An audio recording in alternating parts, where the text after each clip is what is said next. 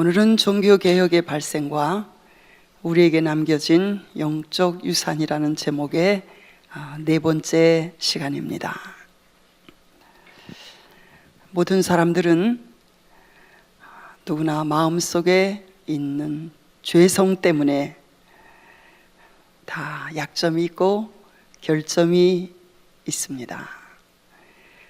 또 교회 안에는 아직 참 그리스도인이 아닌 사람들도 있기 때문에 그런 면에서 지상의 교회는 아직 완전하지도 않고 완벽하지도 않습니다. 그러나 교회는 주님께서 너무 사랑하셔서 자신을 내어주신 그리스도의 몸이기 때문에 교회에 거하시는 그리스도의 생명은 언제나 살아 움직이고 계시고 그분의 뜻을 이루어 가시고 계십니다. 2세기 초부터 초대교회 안에도 벌써 이단 사상이 등장하여 교회를 위협했습니다. 가장 피해를 많이 주었던 이단 사상은 그노시즘이라고 하는 영지주의와 그리고 몬타니즘이라는 이단 사상이었습니다. 이 영지주의는 바벨론의 점성술 그리고 페르시아의 이원론, 이 두 가지를 종합해서 영과 육을 극단으로 분리시키고 대립시켜서 영의 세계는 빛으로 선하지만 육의 세계는 어둡고 악하다고 주장하면서 그리스도께서 육체로 이 세상에 오셔서 사신 적이 없다고, 그리스도께서 육체로 이 땅에 오신 것을 부인하는 이 영지주의의 대표적인 인물이 마르시온이라는 이단자였습니다. 그는 구약의 하나님은 부정했어요.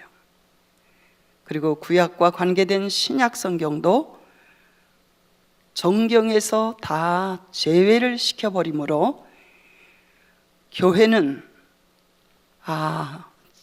정경을 빨리 시급하게 결정하여야 하겠구나 하는 것을 교회가 깨닫게 되었습니다.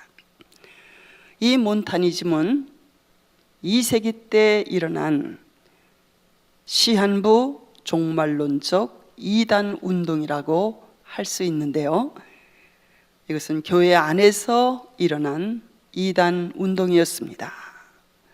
세상의 종말이 가까웠으므로 금욕주의를 강조하고 그리고 결혼도 할 필요가 없고 금식을 하기를 권장했고 그리고 교회도 무시하고 나라도 인정하지 않고 국가의 납세를 내는 것도 내지 말라고 하고 오직 주의 재림과 내세만 몰두하며 살아야 할 것을 강조한 이단이었습니다.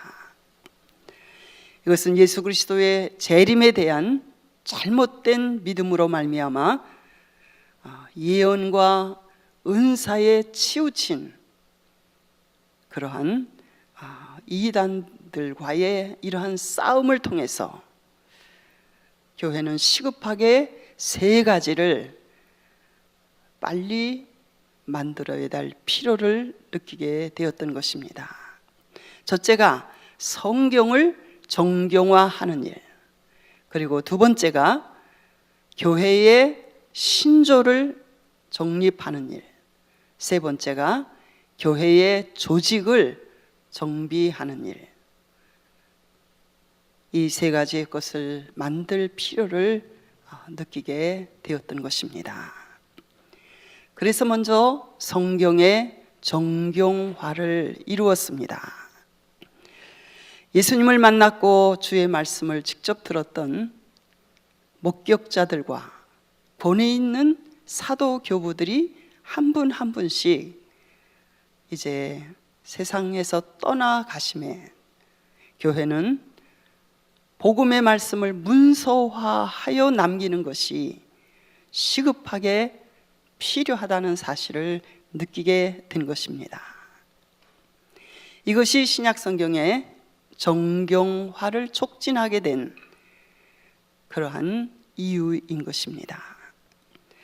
이제 교인 수는 점점 늘어가는데 성도들을 말씀으로 양육하고 그리고 또 교회 안에서 일어나는 여러 가지 문제들을 해결해야 할 필요가 있게 되었죠. 그래서 사도들이 그동안 교리와 생활에 지켜야 할 규례들을 서신 형식으로 여러 편의 서신을 기록하는 것을 우리는 지금 성경에서 보고 있는 것입니다.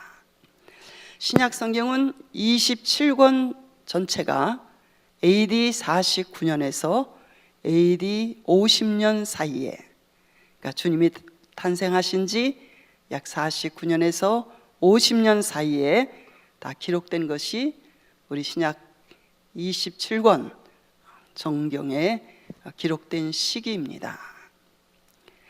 사도들이 다 떠나가신 그 2세기 후부터 이단들이 교회 안으로 들어와서 혼란을 일으키니까 정경을 확정해야 할 필요성을 느꼈지만 실제로 정경이 완성된 것은 AD 397년 칼타고에서 열린 공의회에서 신약성경 27권의 목록을 인정하고 확정하였던 것입니다.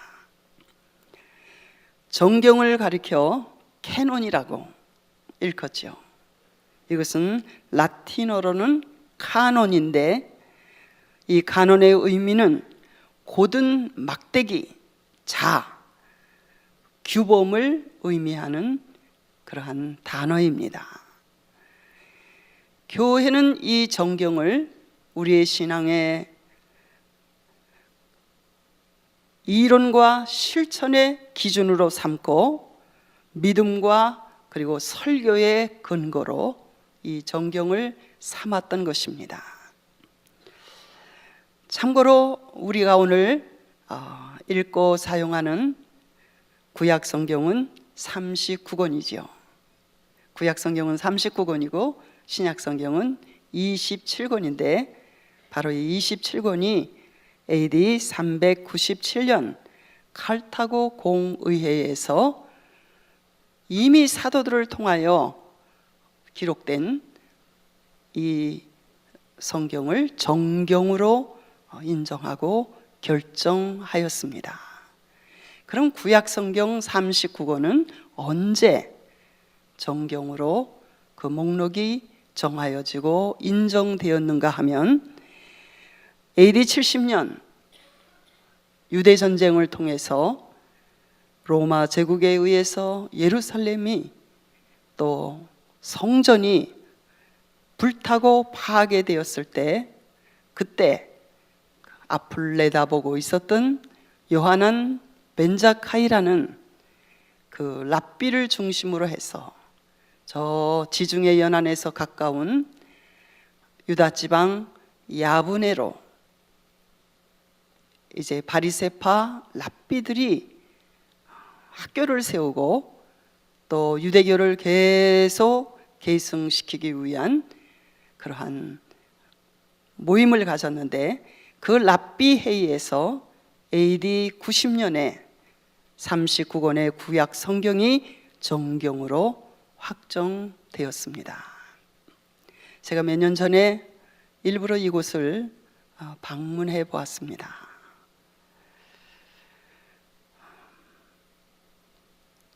이런 역사적인 장소를 찾아가는 것은 굉장히 흥분이 되고 그리고 많은 그런 감동을 얻게 되는 그런 일인 것 같습니다. 유대인들의 전통적인 구약을 분류하는 방식은 세 가지로 39권을 나누죠. 예수님도 그렇게 말씀하셨어요. 율법과 그리고 선지서의 글과 시편의 날을 가리켜 기록하였다. 예수님도 전통적으로 구약을 이 세 파트로 나누어서 말씀을 전하셨을 때 그렇게 사용하셨습니다. 율법을 가리켜 히브리어로 토라라고 부르고, 그리고 예언서를 가리켜 네비임, 성문서를 가리켜 케투빔이라고 부릅니다.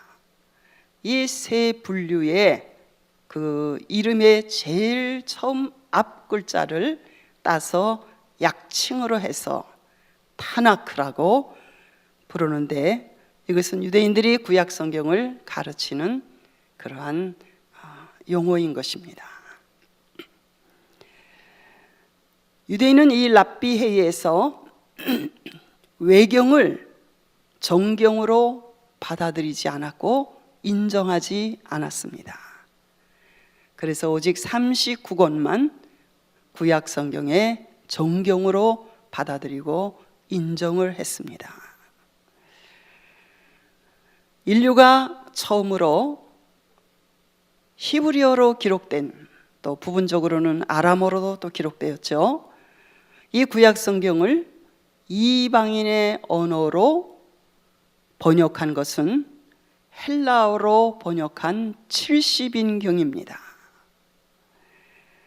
70을 의미하는 단어에서 이 셉투아진트라고, 이것을 줄여가지고 일반적으로 70인경이라고 일컫습니다. 히브리어로 기록된 하나님의 말씀을 최초로 이방인의 언어로 번역된 것이 바로 헬라 시대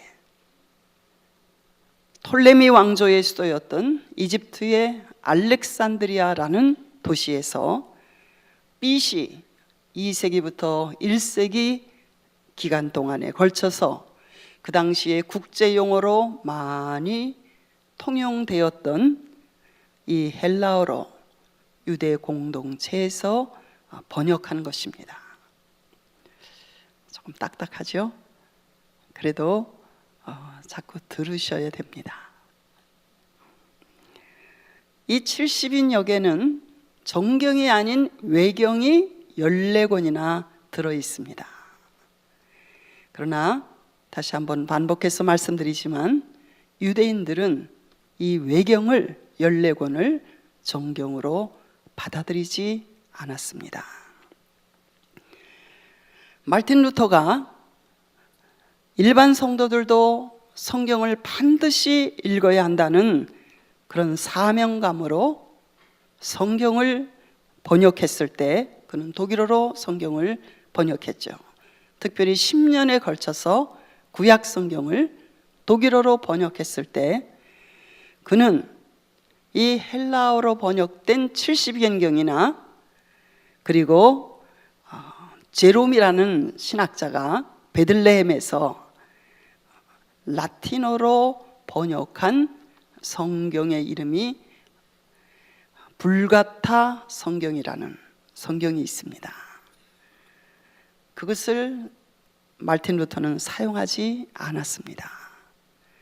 마르틴 루터가 사용한 본문 구약 성경은 바로 히브리어로 기록된 마소라 구약 성경이라고 일컬어지는 그 성경을 번역함으로 지금 우리 개신교에서 사용하고 있는 구약 성경이 39권이 된 것입니다. 외경이 포함되지 않은 것이죠. 그러나 가톨릭 교회에서는 이 헬라어로 번역된 70인경을 정경으로 인정했기 때문에 그들은 이 외경까지 포함해서 구약성경 39권과 그리고 외경까지 포함해서 성경으로 여러 번 확인하고 지금까지 사용하고 있습니다. 볼가타 성경이라는 그 성경은 AD 390년에 제롬이 베들레헴에서 구약과 신약을 번역한 성경입니다. 라틴어로 번역했죠. 그래서 캐토릭에서는 이 라틴어 성경을, 볼가타 성경을 굉장히 중요한 성경으로 받아들이고 있습니다. 두 번째, 교회가 시급하게 확정하여야 할 필요를 느껴서 만든 것이 신조입니다. 이 신조라는 말은 나는 믿는다, 그런 뜻입니다. 신조란 믿는 바를 서술해 놓은 것을 일컫는 것입니다. 영지주의자와 이 몬타누스주의자들 같은 이단 사상이 교회 안에 들어와서 거짓된 가르침으로 가르치니까 이것과 구별을 해서 교회가 믿고 있는 참된 교리가 무엇인지를 성도들에게 알려주기 위해서 세계 공의회가 여러 번 열렸고, 그리고 그곳에서 근본적인 교리가 제정되었습니다. 사실 이런 내용을 공부하는 시간은 아닙니다. 그러나 우리가 종교개혁의 발생과 왜 종교개혁이 일어나야만 됐는가를 이해하기 위해서는 이런 교회의 역사적인 과정들을 우리가 알아야 할 필요가 있다고 저는 생각합니다. 그래서 사실 저 자신에게도 굉장히 힘에 부치는 그런 준비이지만, 많이 부족하지만 제가 저 자신이 공부하는 마음으로 이런 내용들을 좀 준비했습니다. 첫 번째, 이 신조를 정하기 위해서 열린 그 공의회는 우리가 잘 아는 예루살렘 공의회입니다. AD 49년에서 50년 사이에 열렸을 것으로 그렇게 학자들은 추정을 하는데요. 사도행전 15장에 기록되어 있습니다. 교회 역사에서 사도들이 가졌던 최초의 공식 회의였습니다. 이 회의의 내용은, 왜 이 회의가 열려져야만 했었는가 하면, 복음이 이방인에게까지 전달되면서 생긴 문제들, 이방인으로서 예수 그리스도를 영접한 사람들이 모세의 율법을 지켜야 하느냐, 할례를 받아야 되느냐, 음식 규례들을 지켜야 하느냐, 여러 가지 그런 문제가 생기니까 그 문제들의 해답을 논의하기 위해서 주님의 사도들이 열었던 최초의 회의였습니다.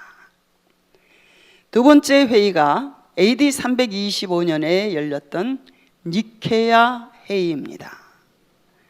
니케아는 지금의 이스탄불이죠. 콘스탄티노플에서 약 45마일 떨어진 소아시아 지방, 지금의 터키의 그 보스포러스 해협이라고 있습니다. 그 해안에 위치한 곳인데, 콘스탄틴 황제가 이 회의를 소집하고 초청해서 주교들이 참석해서 여기서 결정한 것이 예수 그리스도는 하나님 자신이시며 하나님과 동질이시라는 그리스도의 신성에 대하여 교회의 신조로 이 니케아 회의에서 채택을 했습니다. 니케아 회의는 예루살렘 공의회 이후에 가졌던 첫 번째 회의였을 뿐 아니라 로마 황제의 영향력이 교회 안으로 들어오는 그러한 계기가 되었습니다.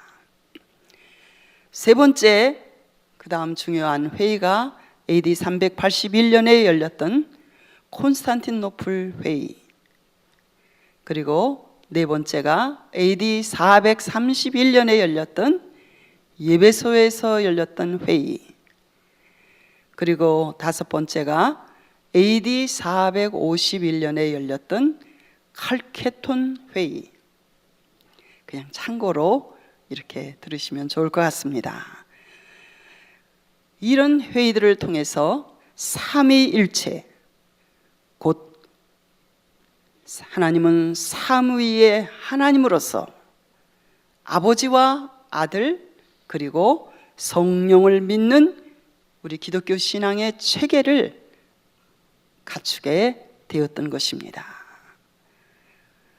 이 모든 회의에서 가장 강조된 것이 예수 그리스도 안에는 두 본성을 가지고 계신데 완전한 신성과 또한 완전한 인성이 존재하고 계시는 분임을 고백하는, 그것이 중요한 내용으로 되어 있습니다.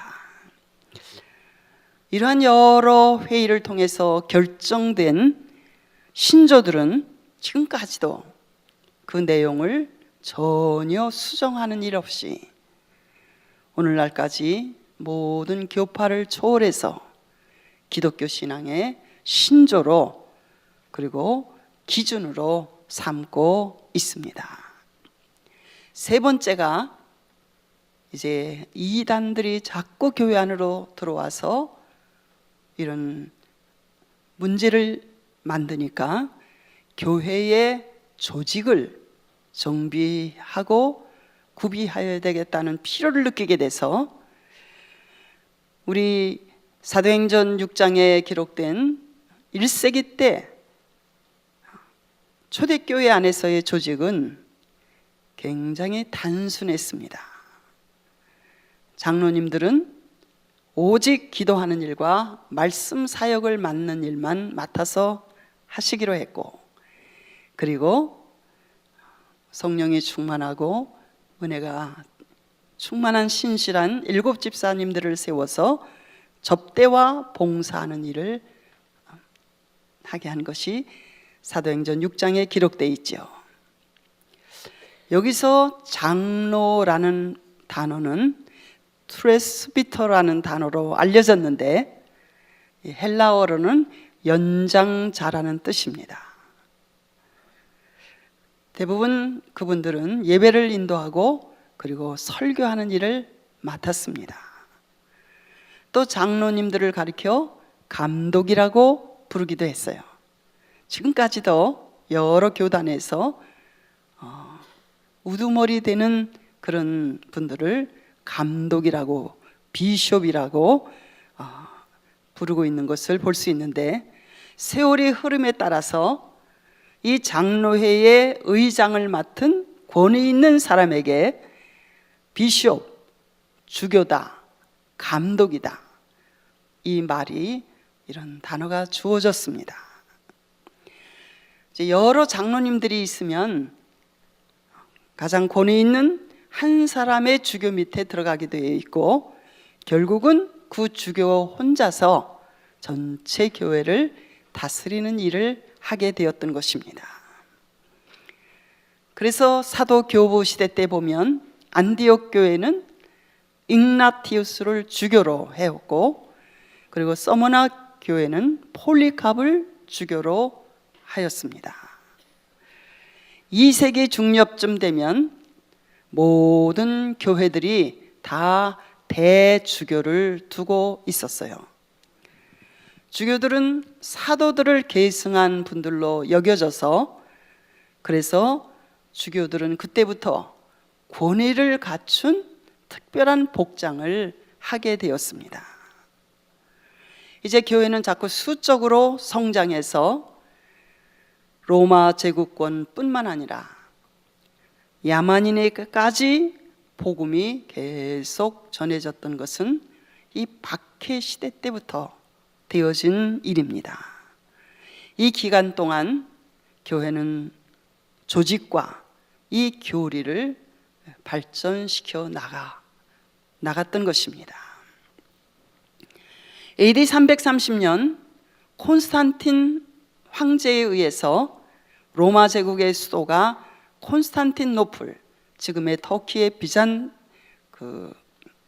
비잔틴으로 옮겨져 갔습니다. 그리고 그 다음 데오도시우스 황제 시대에는 기독교가 로마 제국의 국교로 인정되었습니다. 그 국교로 인정할 때에 데살로니가 칙령이라는 것을 발표했는데, 그 다른 종교는 AD 380년에 로마 제국 안에서 전혀 인정이 되지 않았어요. 그러니까 박해를 받았던 기독교가 이제는 국교로 인정을 받았고, 로마 제국 안에 있었던 모든 다른 종교는 금지를 당하게 된 것입니다. 이 데오도시우스 황제가 죽은 후에 그의 두 아들에 의하여 비잔틴 제국이라고 불리우는 동로마로, 그리고 라틴 제국이라고 일컬어지는 서로마로, 이 로마 제국은 두 제국으로 분할이 되었습니다. 로마 제국은 동로마와 서로마로 분리된 이후에 힘을 잃게 되었어요. 이제 그때에 그 유럽에서는 굉장히 중요한 사건이 일어나게 됩니다. 아시아계 몽골의 기마족이었던 그 훈족이라는 야만족이 유럽에 살고 있었던 겔만족의 한 족속인 동고트족을 계속 침입해서 밀어내니까, 그 다음에 동고트족에 의해서 압박을 받던 겔만족의 한 부류인 서고트족이 다뉴브 강을 건너서 로마의 국경을 넘어 그때부터 게르만 민족의 대이동이 이루어져서 로마는 침략을 당하고 그리고 약탈을 당하면서 이 서로마 제국은 서서히 멸망해 갔습니다. 이 시기에 활동했던 이 서로마 제국의 라틴 교부들 중에는 암브로스, 어거스틴, 제롬 같은 유명한 교부들이 이 시기에 살고 있었던 사람들이었습니다. 이 야만인들에 의해서 반달족, 동고트족, 서고트족 이런 모든 겔만족에 의해서, 또 훈족, 그 서로마의 찬란한 문화와 문명이 다 불타버리고 노략질당하고 약탈당하는 것을 보면서 그때 성 어거스틴이 The City of God이라는 유명한 하나님의 도성이라는 책을 그때에 쓰게 된 것입니다. 지금은 세계에서 가장 문화가 발달된 이런 민족들이, 그들의 조상이 사실은 이 야만인이었던 게르만족들이에요.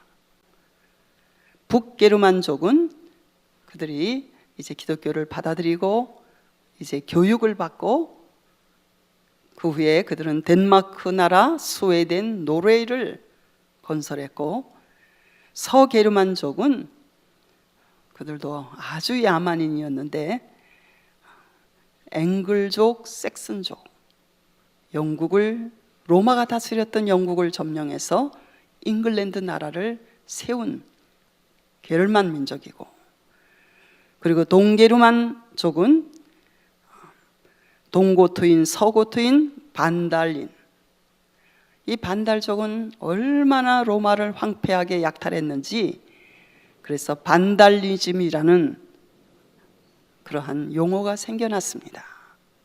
무자비하게 약탈하고 죽이고 빼앗고 이런 것을 반달리즘이라고 이렇게 부르고 있지요. 이들 야만인이었던 게르만족들은 서로마 제국을 점령했고 그리고 붕괴시켰습니다.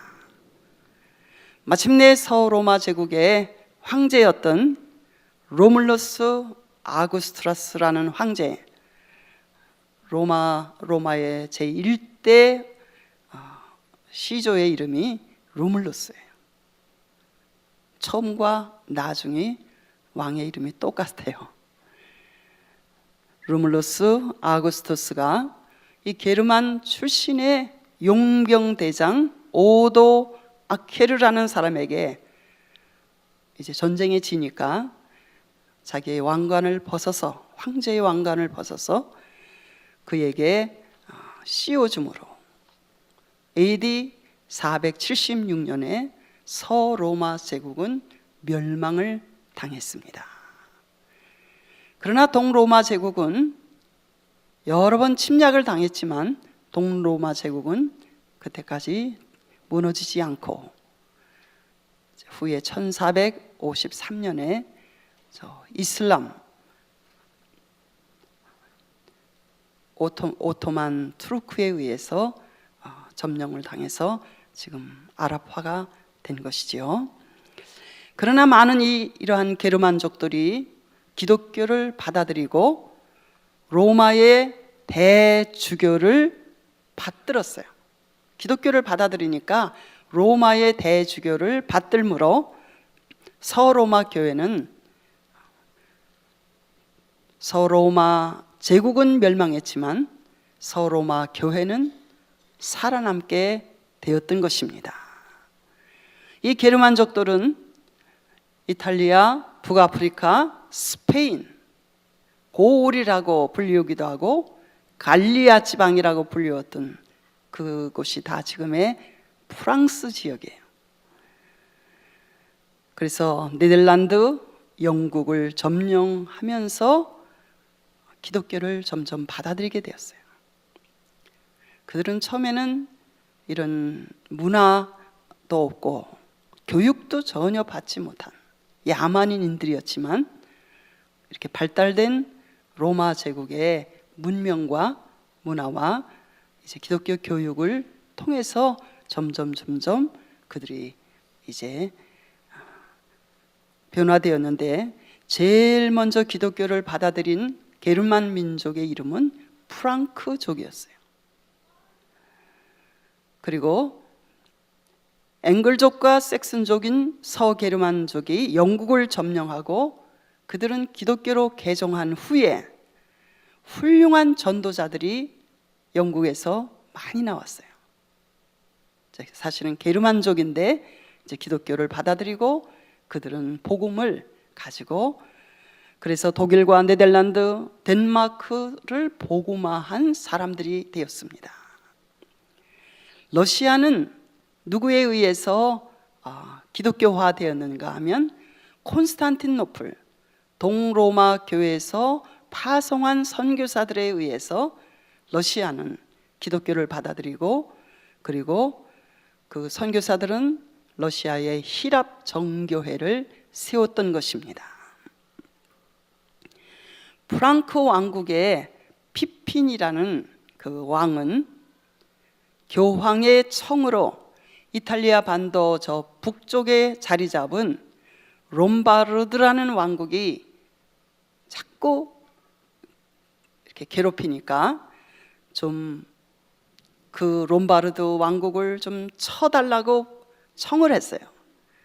그래서 이 프랑크 왕국의 피핀이 롬바르드 왕국을 정복하고 빼앗은 영토의 일부를 교황에게 넘겨주었습니다. 그래서 그때부터 이제 교황은, 서로마 교회의 교황은 영토를 가지게 되는 거예요.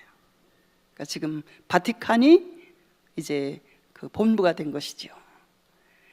그래서 그때부터 교황은 성직뿐 아니라 교황령이라고 불렸던 이탈리아 반도 안에 있는 영토의 정치적인 통치권까지 갖게 되었던 것입니다.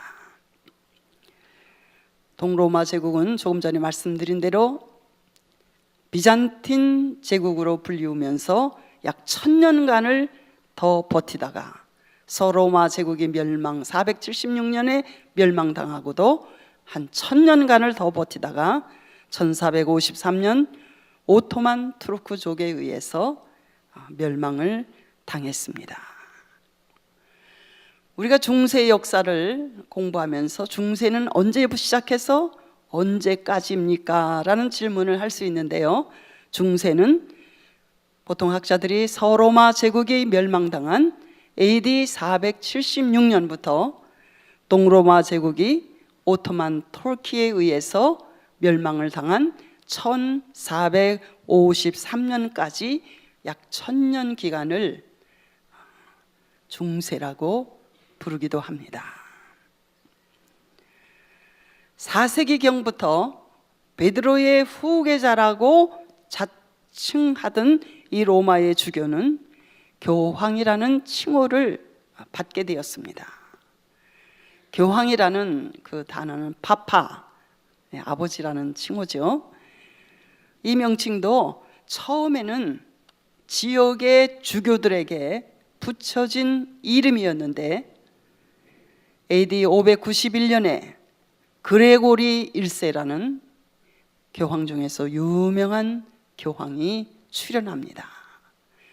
어떤 사람은 중세를 가리켜 AD 591년 그레고리 교황 때부터 마르틴 루터가 종교개혁을 일으킨 1517년까지가 중세다, 이렇게 설명하는 사람도 있습니다.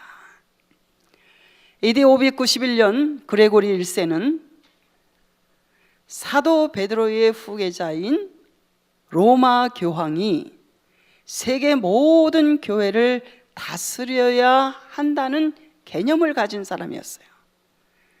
그래서 그는 교회 전체를 로마 교황이 통치하여야 한다고 주장하였던, 그래서 그는 어떤 의미에서 첫 초대 교황이라고 할 수 있습니다. 로마 제국의 수도가 콘스탄틴 대제를 통해서 동방 콘스탄틴노플로 옮겨갔잖아요. 그러니까 로마시에 대한 지배권은 그냥 어떻게 자연스럽게 교황에게로 넘겨지게 된 것입니다. 왜냐하면 동로마 황제는 콘스탄틴노플에서 살고 있으니까 이 먼 서로마 제국의 로마까지 컨트롤하는 것이 거리가 너무 많이 떨어져 있으니까 쉽지 않은 일이 된 거예요. 그래서 서로마 교회의 교황은 점점 독립돼 가기 시작했어요. 그리고 동로마의 황실이 자꾸 위축되고 나라의 힘이 약해져 갔어요. 왜냐하면 이슬람이 자꾸 침략을 해오니까. 그래서 교황은 이제 서로마에서 외교적인 권한 그리고 군사적인 권한까지 행사하게 되었던 것입니다. 마침내 1054년에 히라버를 쓰는 동방교회와 라틴어를 쓰는 서방교회가 완전히 갈라지게 되었습니다. 지금까지 초대교회 때부터 교회는 하나였어요. 그리스도의 교회, 한 교회만 있었는데 교황 통치하에 있었던 서방교회가 교황 제도를 통해서 왜 갈라지게 되었느냐면 콘스탄틴노플에 있는 주교를 이 서방 주교인, 자기가 베드로의 후계자라고 자처하는 이 서로마 교회의 교황이 파문을 시켰어요.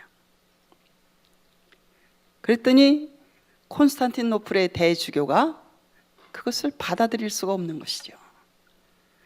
그래서 공식적으로 결별하고 이별을 선언하기에 이르렀습니다. 그래서 그때부터 이제 서방교회는 로만 카톨릭으로, 동방교회는 히랍 정교회로 이렇게 각각 다른 길을 걷게 된 것이죠.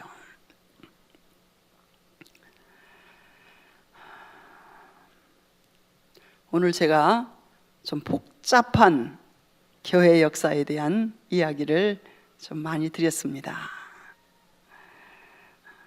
이 역사를 이해를 해야 왜 교황 제도가 생겨났고 중세 때 그 교황이 그렇게 타락했는지, 그래서 종교개혁이 일어나야만 하는지를 우리가 이해할 수 있게 됩니다.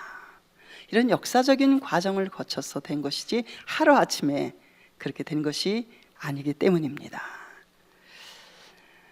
종교개혁자들이 일으킨 종교개혁이란 원래의 그리스도교 회복운동이라고 말할 수 있습니다. 지금 우리 교회 안에서 영성 수련회로 75회 하고 있는 에클레시아 역시 초대교회로 그 영성을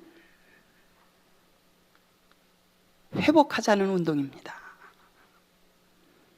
교회의 원래적인 신앙, 그리고 이 생활에서 우리가 그동안 일상생활을 하면서 참된 교회의 성도의 모습을 잃어버린 말씀 중심, 기도 중심, 그리고 섬김의 중심, 성령의 인도하심을 따라 순종하는 삶, 서로가 서로를 귀중히 여기고 나보다 남을 더 낮게 여기는 섬김의 삶을 살자는 것이 우리 에클레시아 운동의 근본 취지입니다.